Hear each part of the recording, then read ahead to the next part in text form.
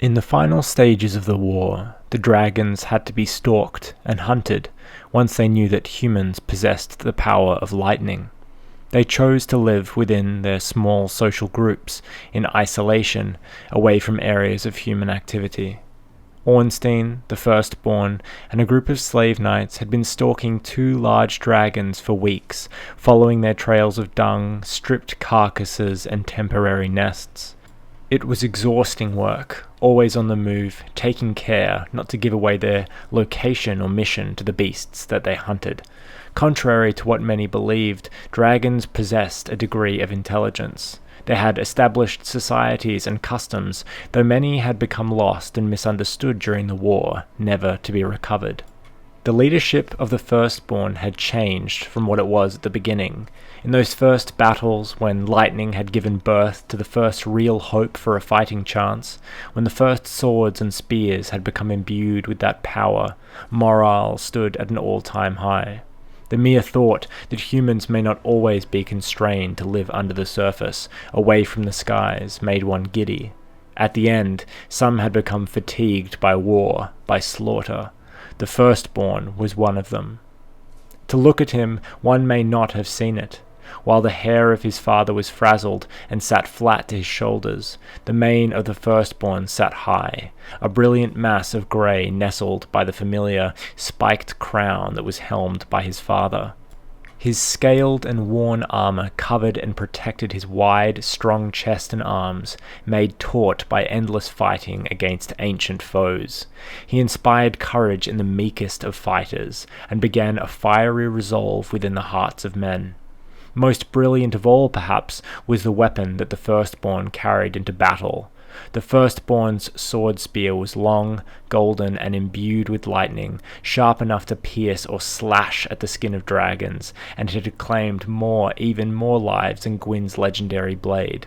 However, that ferocity, those thoughts of war, and the knowing that any battle could be his last had taken its toll on the firstborn. Ornstein could see it in his eyes, that tiredness, that look upon the firstborn's chiseled face. It appeared as tiredness, at least. Perhaps it had been something else entirely. The two dragons had finally settled upon a beach in a small inlet. While following them, watching the skies from the cover of underbrush, the slight heaviness in the female's wings, the pitch of its cawing indicated one thing. She had been pregnant, and now on the beach sat 3 eggs, a blotched mix of white and black upon the shell, sitting nestled in a small nest made of large branches. The female sat close by, resting her large, thorned head on the sand adjacent to the eggs. She was onyx in color, with smaller white streaks on her skin visible within the cracks in her scales. She was not the largest dragon Ornstein had seen, but she was not the smallest either. The male could be seen further out to sea, somewhat larger, flying over the ocean, occasionally opening his jaws and dipping down quickly into the water, scooping some fish. "She's got to be around 50, maybe 60 feet from head to tail," said Ornstein, crouched in the tall grass, a good distance from the actual beach and the dragon. Ornstein was a young man, crimson hair tied tightly to the back of his head. On hunts such as these, Ornstein left the unnecessaries like his helmet back at camp. Fighting toe-to-toe with dragons did not warrant the need for such protection. One false move, and it wouldn't matter whether your face would be covered or not. "And he's getting supper for both of them," mused a nearby slave knight. His name was Gedron, a lean undead, head covered by the traditional red hood. The slave knights had proven themselves to be invaluable during the war. Once a dragon had been grounded, the fight would change entirely. It would no longer sweep downwards at lines of knights, scorching the ground with fire that burned hotter than any furnace, for the lightning arrows burrowed deep in its wings and sides, prevented any attempt to take off. It was common for the winged beast to become enraged, furious that it had been felled by such a small creature. It would whip its long, heavy tail back and forth, shattering the bodies of those who would sneak up from behind. Ornstein stepped back carefully, sidling next to the firstborn, whose gaze scanned the inlet, calculating tactically. Ornstein was silent, watching him. In the presence of a god, Ornstein waited to be spoken to. He did not inquire about battle plans or strategy. He placed his absolute trust in his mentor, his leader. The firstborn, without turning his gaze from the inlet, began to speak. "These are some of the last that remain." Ornstein peered over the tall waves of the ocean at the male in the distance as it swooped low for another mouthful of fish. "Truly, soon some other occupation will have to fill our time," Ornstein responded. "There will always be more wars to fight, Ornstein. You may be eager to lay down your spear now, but you should savor this feeling. Many years from now, when your skin begins to shrivel and cobwebs adorn that spear of yours, you may wish for more days like this." Ornstein thought on these words. He couldn't comprehend such a future of longing for war. When he lay on his bedroll at night, in the short few hours that he could afford to rest, his thoughts would be of a home somewhere. His vision of such a place was blurred and indistinct, but pure, a retreat from conflict. The firstborn looked to Ornstein. "It is conflict in which a people find their purpose. They transcend in battle, illuminated to something deeper, or they lose and become wanderers, wounded animals that eventually wither away to dust." Ornstein peered up at the firstborn, at his clear blue eyes, almost covered by the heavy wrappings of blessed cloth wrapped around his neck. "Which one are you, Dragon Slayer?" The firstborn did not wait for Ornstein's answer, and walked over towards the slave knights. "Red Hoods, take the embankment on the eastern side of the inlet and bring your crossbows." Gedren and the others got to their feet and checked their crossbows, clearing away any dirt that could become trapped in the intricate design. "What's our plan?" asked Gedren. Ornstein looked at him. Even with his eyes hidden behind that thin red hood, he could see his hunger for a fight. The firstborn pointed to the embankment. "I want you to take formation along there, load bows, and make ready to fire on the female on my command. She's just given birth and is in no state to fly. Still might give us a little trouble." The female rested her heavy, scaled head on the sand, made warm by the afternoon sun. Ornstein noticed the firstborn looking at her. He had a peculiar look in his eye. "I want the rest of you to wait at this position and provide reinforcement if there is a need. We're going to have to bring the male back this way. When he closes in, let loose to ground him. Clear?" "Yes, my lord," responded the slave knights in unison. The firstborn nodded and stepped away. Hurried activity began, and slave knights began loading their pouches with bolts and sheathing their weapons. They made off for the embankment. The female dragon appeared to be resting, and the male, despite appearing to collect food, had perched himself on a lone rocky outcropping far out to sea, using the small platform to scratch at his wings and look out over the horizon. Ornstein wondered what he must be thinking about, if he thought of anything at all. The firstborn pointed to two slave knights that were still preparing their weaponry. "You two remain with Lieutenant Ornstein." The slave knights got to their feet and formed up next to Ornstein. Both were older, with small white beards emerging from under their hoods. There were other signs of their age as well.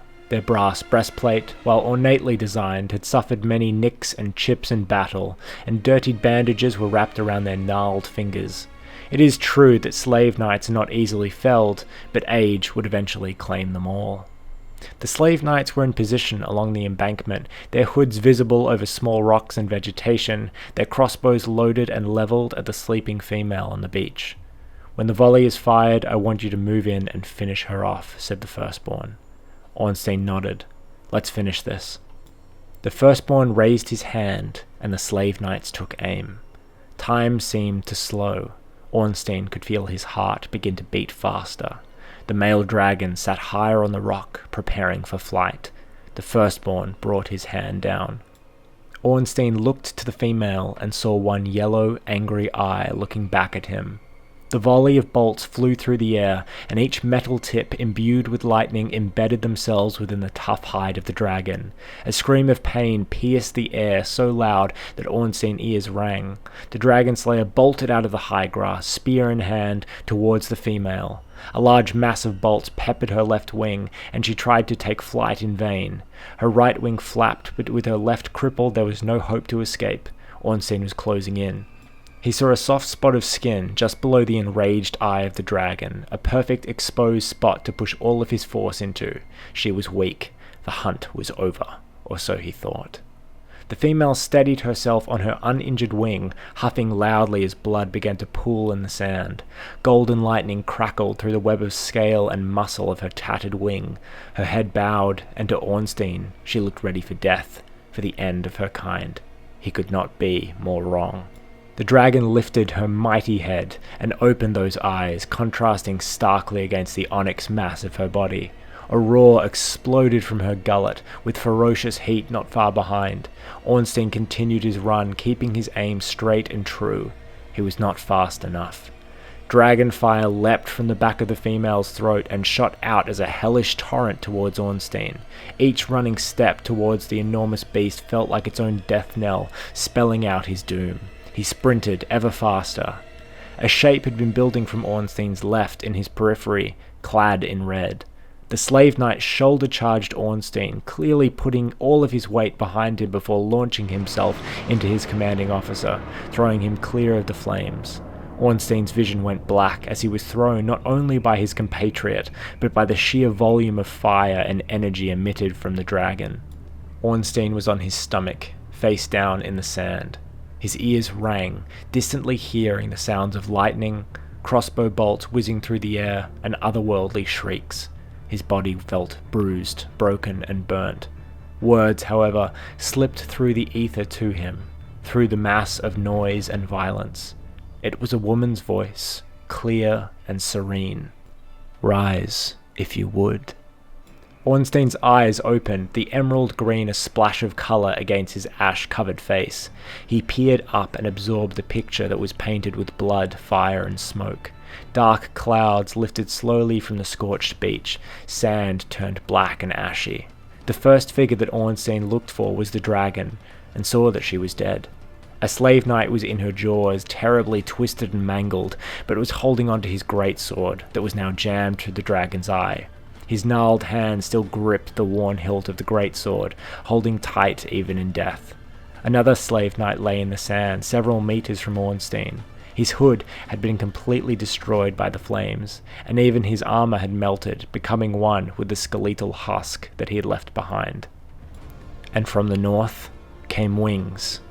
The male dragon had left his outcropping and was swooping back towards the inlet. The size had been deceptive from a distance, as he was big, larger than the female. The head was the size of a carriage, and the body cast a shadow over the sea that dwarfed the waves below. Its hide was an iridescent red, a Luciferian cloud against the twilight sky. The slave knights were still perched on the embankment, visibly waiting for orders from the firstborn, desperate for direction against this mighty foe, but none came. Ornstein tried to get up, but the blast had winded him, and he lay there in the sand, trying to breathe. Suddenly, there were footsteps. Sandaled feet kicked up sand as they passed his face. It was the firstborn, striding forward past his crippled comrades. The dragon, that had originally set its direction towards the embankment where the slave knights were, adjusted back to the inlet. It saw the firstborn. Perhaps through innate knowledge or through some special instinct, it saw its true enemy, slayer of dragonkind, son to he who brought lightning and death to the inheritors of the world. The firstborn seemed unfazed and unfearing of the mighty beast that grew ever closer. Ornstein could see the firstborn from behind, but imagined his countenance, his hunched figure that was arched forward in deep thought, though holding strongly onto the sword spear. The afternoon sun was suddenly blanketed in heavy cloud, and light dimmed. Rain began to pitter-patter on the sand, clinking on the scorched armor of the slave knights. The firstborn's hair began to dampen and sit flat against his head. Thunder grumbled in the distance, and the rain poured down. The son of Gwyn arched upwards and looked at the dragon, the great unassailable behemoth that roared in anger at the puny god before him. Great flaps of wings sent torrents of rainwater flying. Ornstein watched carefully. He felt he now had the strength to get up, but remained on the ground. He had to see what was about to happen. The dragon couldn't have been less than 200 meters away when it happened, seemingly all at once. The firstborn pushed a sandaled foot further into the sand, getting a strong grip to the earth, and lowered his head, almost in preparation to sprint, but remained still. He held the sword spear horizontally, almost across his knee, and spoke the ancient words, his left hand hovering over the great weapon's blade. Lightning began to flicker and sparkle across the golden metal, which erupted into a dynamo of yellow light that danced around the firstborn, scattering and spinning off his pauldrons and crown. With a mighty yell, the firstborn thrust the sword spear into the air, splitting rainwater in two. Lightning burst as a stream into the air, penetrating the clouds high above, and for a moment the energy rippled through the heavens and came down with mighty vengeance. The enormous lightning bolt cracked back down, through the dragon's back, ripping through bone and muscle before emerging through the other side and splashing into the waves below. The dragon buckled, its wings falling from synchronization, and began to spiral towards the inlet. It didn't roar, but half whimpered, before colliding heavily into the beachhead, sending sand and rock flying everywhere, before coming to a heavy stop right before the firstborn. Gwyn's son was panting, exhausted. He reached out and grabbed one of the dragon's enormous head horns and steadied himself to his feet. The firstborn then looked at the dead beast, almost longingly, as if its passing had been similar to the death of a friend. He moved his hand over the red scale, feeling the last remnants of warmth that still flowed within. Ornstein was speechless. Never before had he seen the firstborn summon a storm of that size to take down a dragon single-handedly. Years of warfare had honed his skills masterfully. He held no peer, and it was true that war was his church, with lightning as his god. Then, the truly unexpected happened. In the space between the two dead dragons lay the new eggs, somehow unsullied from the fighting. They sat on a small nest, slick with rain. The firstborn walked over to them and carefully picked one up. He held it in his hands, looking it over and clearing off specks of sand. He became transfixed, peering within the shell, sensing the power within. Then he broke from the trance, cradled the egg in his arms, and began to walk back to the tall grass. As he passed Ornstein, his comrade, on the ground, he looked at him, and Ornstein looked back. The master's look conveyed one feeling to his apprentice: disappointment. The firstborn disappeared into the grass with his slave knights in tow. Ornstein sat up, listening to the rain. A change had occurred in the firstborn. A fall. Ornstein stared at the marble tiles of Guinevere's chamber, the ornate ionic forms tracing backwards and forth below his feet. He knew that Gwyndolin was right. "I will do as you ask," said Ornstein after a long silence. Guinevere and Gwyndolin exchanged a look of relief. "We thank you, Dragon Slayer. We will assist you in your task in any way we can, and when you are ready, make your way to the Sallow Gate, and an agent of the Dark Moon will instruct you on how you are to proceed. After that, you will be on your own." Ornstein felt empty. He knew what had to be done, but was unsure if he would be strong enough to do it. Despite this, the one thing he had desired all these years would finally be obtainable: answers. The journey would be arduous, no doubt, but Ornstein felt his spirit begin to stretch, the lion within grumbling for purpose. Gwyndolin's snakes hissed in the silence, and he shushed them quietly. "There are several preparations that must be made before your journey. One that must be done now, if you please." Ornstein stood at attention. "Yes?" "Should any warriors breach the walls of this city during your absence, however unlikely, none may be allowed to notice your disappearance. You will leave, but something of you must remain, something special and close to you. Your fragment of my father's Lord Soul." Ornstein was surprised. Before he left for the kiln, Gwyn had split his Lord Soul several times to create beacons of power that remained. It would seem that this fragment would take on this role again. "I have it," said Ornstein. "Indeed," replied Gwyndolin. "You always have, as my father fused this soul to your own. I am able to separate them, with your permission." Ornstein had remembered when the fusing had occurred. It was a delicate process, and only the most stable hands were able to perform such work. Despite the danger, however, when Ornstein awoke, he felt new power coursing through him, making every strike harder, every sprint faster. To be without that would be a strange and foreign feeling, to be sure. Gwendolyn moved closer to Ornstein. The Dragon Slayer nodded. "Very good. Stand still and relax your mind." Ornstein closed his eyes and tried to calm himself. Gwendolyn began speaking in low whispers and aimed his golden scepter at the chest of the Dragon Slayer, repeating a spell in old giant tongue. "Free thee from thy vessel. Undo thy shackles, Ancient One. Come to me." Ornstein felt the cold hand of sorcery reach inside his chest, unimpeded by bone or skin. It grasped something deep inside and slowly withdrew. The feeling of weakness was instant. "You can open your eyes now." Ornstein's eyes opened to see Gwendolyn holding the tiniest flame above his palm, a fragment of a Lord Soul, not as strong as one that is whole, but still immensely powerful in its own right. Ornstein almost fell over. He felt dizzy and weak.